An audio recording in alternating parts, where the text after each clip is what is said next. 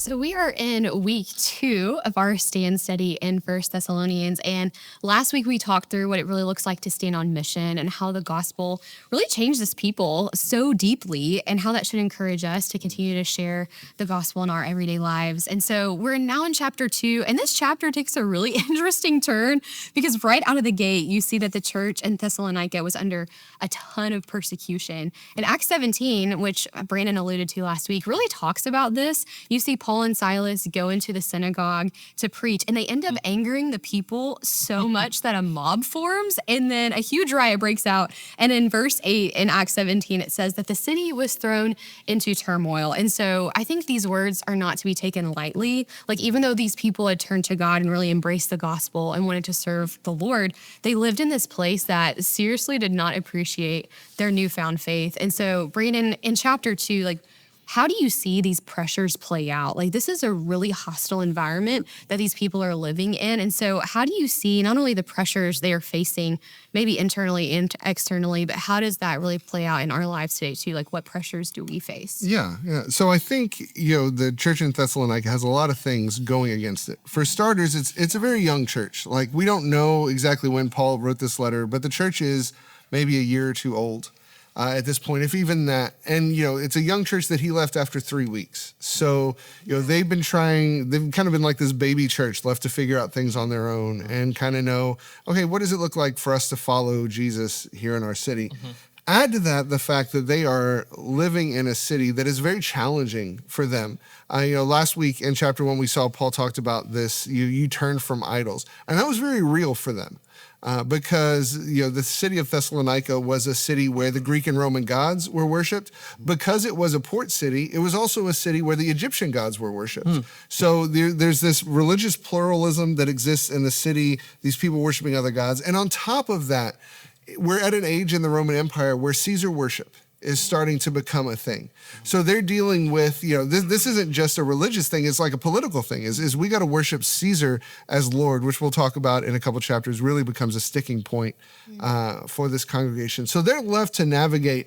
They have this societal pressure of just, Rome in general. They have the religious pressure of different gods. They have this political pressure even of, we have to proclaim Caesar as Lord. And they're trying to sort this all out. Yeah. On top of that, after Paul has left them, they're dealing with false teachers coming in after Paul and telling them, different types of doctrine, different beliefs. There are people undermining what Paul has been telling them.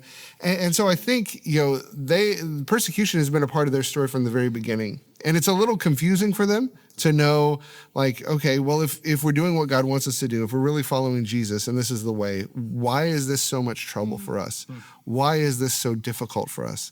And I think we can get ourselves, in the same sort of place today. Certainly, our situation is not a one-to-one of what they're going on at Thessalonica, but I think we do deal with some of those things. Like we live in an age of religious pluralism. We live in a day where there are political pressures on us in terms of what we do believe, what we don't believe, who we do support, what we don't support, et cetera, et cetera.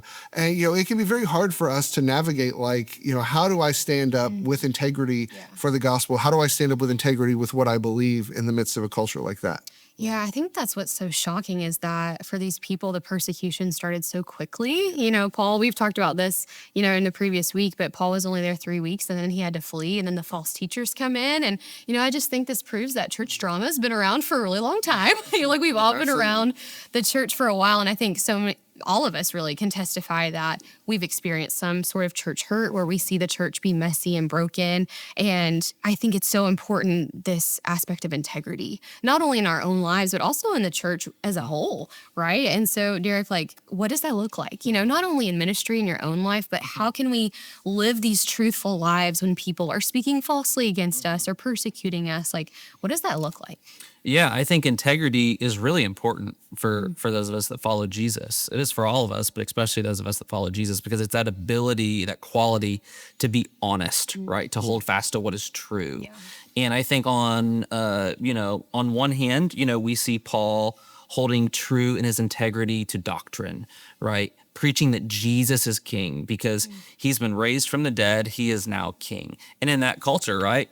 their king is probably Caesar, And so for a lot of those people, that is highly controversial. And for us, what that means is that, as we're sharing the gospel with people, there's going to be different things within doctrine and theology that they may want you to sway on. And we just can't, right? Or even just personally, when you're helping someone through a hard situation, like the truth will set them free. The truth will set us free.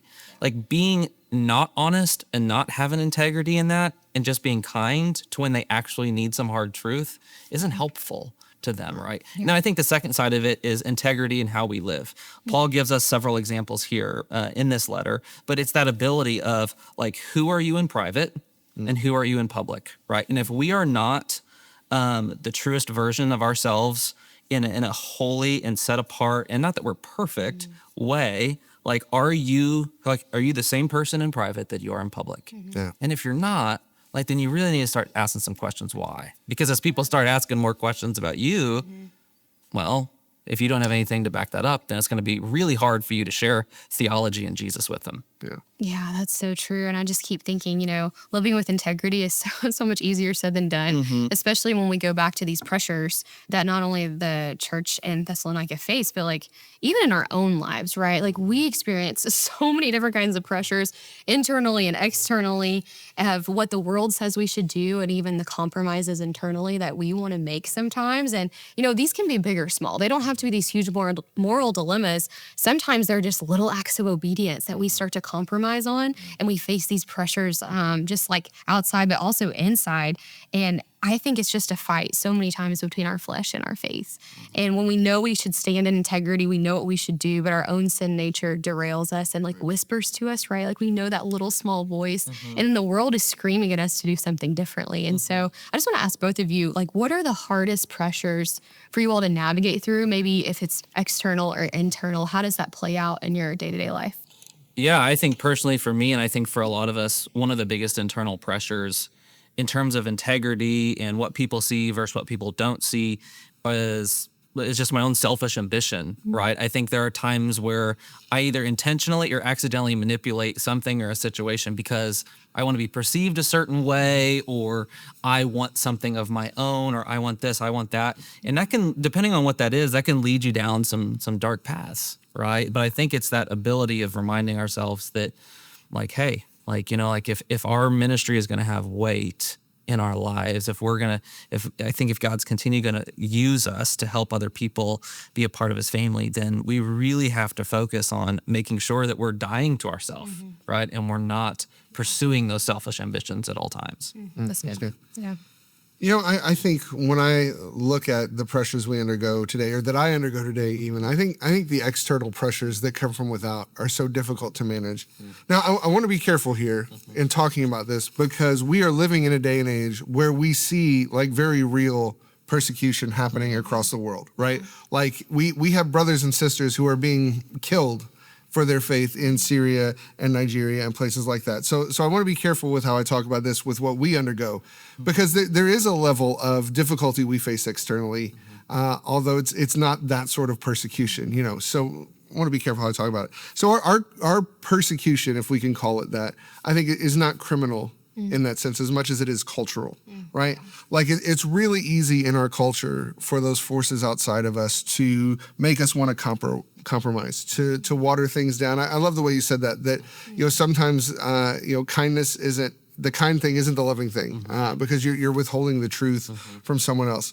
And I think we need to realize that the slippery slope that we talk about is not just in our culture, right? That it's in us too, that we can make a little compromise in how we teach doctrine or what we say to somebody.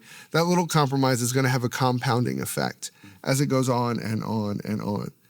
And so I think when we see the stories of the real persecution in our world, it ought to give us pause to sit and think, you know what, if I'm willing to compromise on these little things, am I really willing to go as far as some of my brothers and sisters in other parts of the world are? Am I really willing to make that sacrifice for Jesus? And I think, Derek, I want to go back to what you said. I think the key to all this is who I am in private, who I am in public. The word integrity comes from the same word as the same root word as the word integrated. And I think that's a way for us to think about it is my life integrated? Is every part of me in every sphere of my life the same? And that's what Paul is trying to talk to the Thessalonians here in chapter 2 is like, who I am with you is who I am away from you. And that's going to make all the difference in how we live. So my name is Matt Tucker. I am from Illinois, actually currently living in the Indiana area near New Albany. I got connected with Southeast several years ago. My parents retired to the area, and along the way just kind of caught on with with Kyle's teachings and Southeast. And when COVID hit, joined a group for a little while, and then the opportunity came about to facilitate and lead a group. That was exciting for me and my wife, and so took that plunge, and now I currently lead a group, have for about the last 4 years. It's just been a great blessing for us. Yeah, I think that what it means to me to stand with integrity is really to be consistent in all things and to act one way. Certainly Paul refers to that when he's talking to the people of Thessalonica.